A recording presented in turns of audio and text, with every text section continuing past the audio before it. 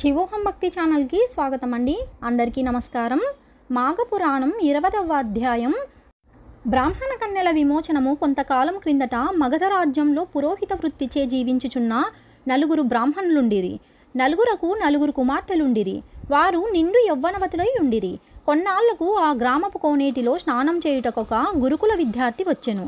బ్రాహ్మణ కన్యలు ఆ యువకుని అందము చూచి మోహించి అతనిని సమీపించి చుట్టుముట్టి తమ్ము వివాహము చేసుకోమని బలవంతము చేయ ఆ బ్రాహ్మణ విద్యార్థికి విద్య పూర్తి కానందున వారి కోర్కె నిరాకరించెను.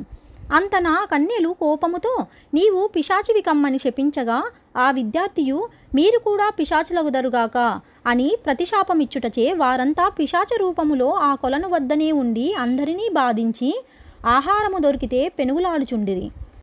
కొంతకాలమునకు ఒక సిద్ధుడు ఆ కోనేటి దగ్గరకు రాగా ఆ పిశాచముల తల్లిదండ్రులు తమ బిడ్డలకు కలిగిన పిశాచ రూపములెట్లు పోవునని అడిగిరి.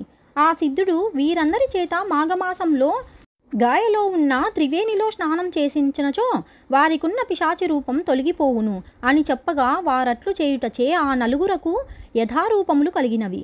అట్లు జరుగుట మాఘస్నానమే కారణము. మాఘపురాణం 20వ అధ్యాయం సంపూర్ణం.